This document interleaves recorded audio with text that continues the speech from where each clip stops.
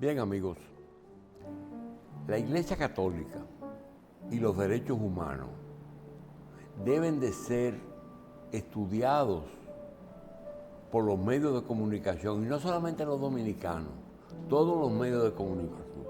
Hay situaciones que la Iglesia la llaman dogma, los derechos humanos lo dicen derechos, tienen muchas cosas en común.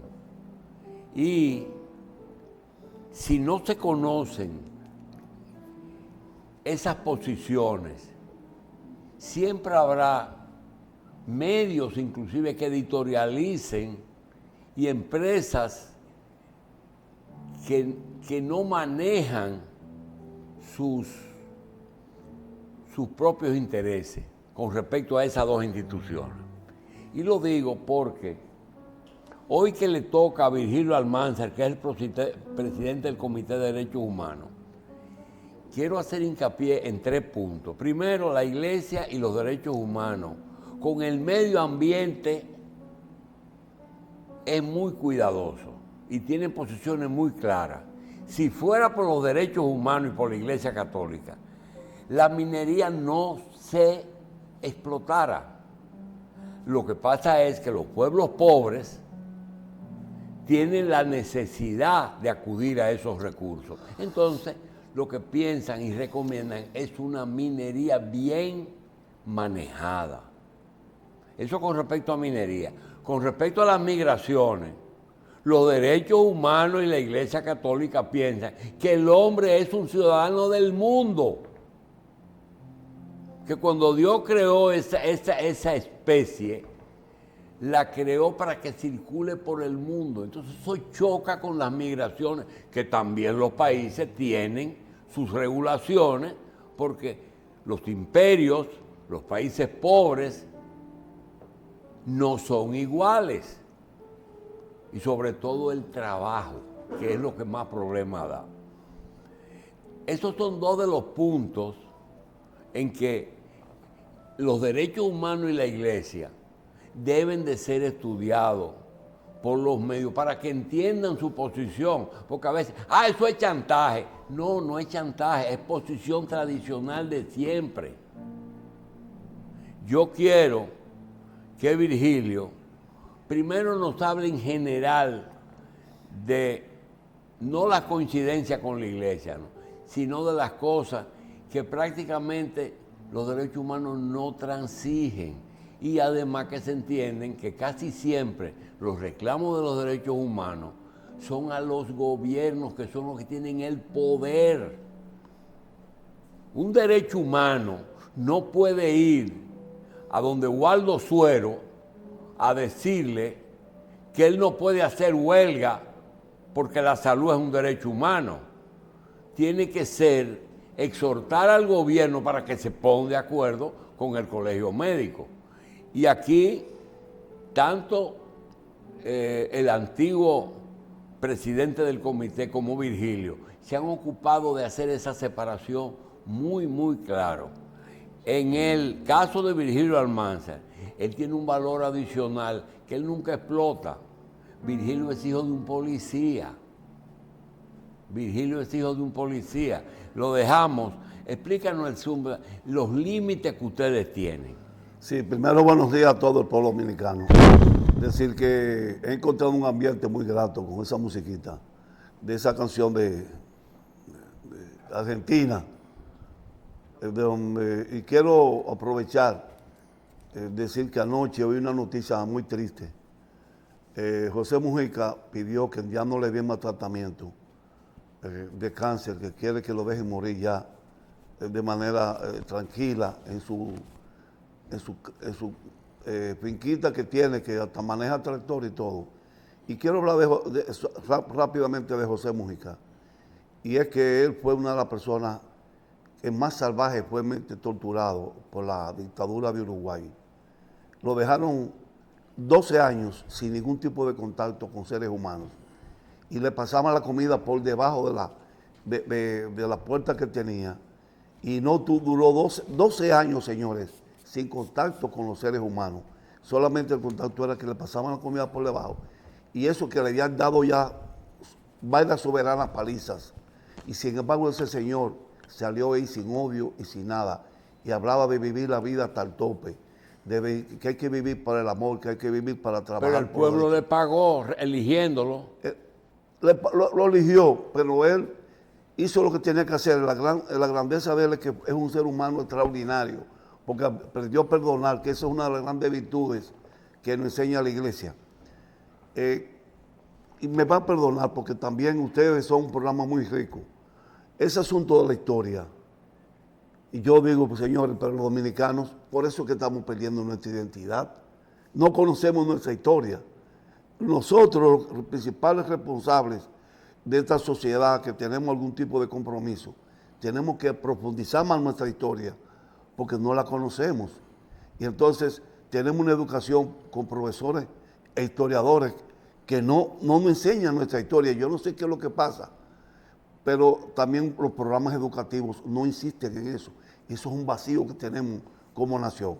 Bien, los fundamentos de los derechos humanos están basados en la enseñanza de Jesús, amar a Dios sobre todas las cosas y al prójimo como a sí mismo. Pero existe tanto en el prójimo que llega hasta decir, si tienes problemas con tu hermano, no vayas al templo a llevar ofrenda ni nada. Primero, resuelve el problema con tu hermano y después ve al templo. Te está diciendo que a Dios se llegue por el amor al prójimo. Y esa es la enseñanza que la iglesia está haciendo, y los derechos humanos también desarrollan, que los principios de la vida y de la calidad de vida del ser humano están por encima de cualquier acto económico, cultural, de cualquier tipo. Lo principal es garantizar el ser humano y su entorno. Y aquí la iglesia ha sido muy batalladora. Yo recuerdo que quienes primero comenzaron a hacer denuncias y investigaciones ecológicas del país fue un grupo de monjas que había en La Vega y en Santiago, que después el gobierno de Antonio Guzmán la deportó hacia Canadá, donde estaba una señora dominicana que también era en ese momento religiosa, Sora Argelia Tejada, y ese grupo fue lo que comenzó a hacer las denuncias sobre Falcon Bricks, sobre Pueblo Viejo y demás, de la contaminación. Y entonces un grupo después de nosotros se agregó a esto y trabajamos esto. Pero eso es una tradición de la iglesia, de venir haciendo las denuncias, de que no se llevan los protocolos reales para una explotación minera, que siempre va a haber contaminación, pero lo que pedimos es que haya la menos contaminación posible. Si se hace bajo todos los principios científicos, se cuida más el ambiente, pero aquí lo que hacen es todo un desorden, todo es como me salga más barato, y eso es un problema, porque la minería aquí en el país es un problema difícil, y yo quiero explicar algunas cosas que el pueblo dominicano debe saber. La minería en República Dominicana se hace con préstamos, que el Estado dominicano es el garante, la mayoría. Lo segundo es que la soberanía del Estado dominicano en ese territorio se pierde, y eso no debe ser. Y quiero ponerle un ejemplo palpable. En la Barrigol hubo una contaminación alimenticia que hizo con un entrenamiento de más de 100, 200 trabajadores, y el secretario de Salud Pública, hoy se llama ministro, que era Bautista Rojas, fui al frente a entrar, a conocer la situación y ver qué podía hacer, y no le permitieron entrar. O sea, al ministro de Salud, ante un problema grave nacional, no se le permite. Ese es un problema que hay que revisarlo. Si se está por encima de las leyes nacionales, el poder de esas transnacionales. La otra cosa es que también los contratos son onerosos, 97-3. Eso como dice, eso grita ante la presencia de Dios.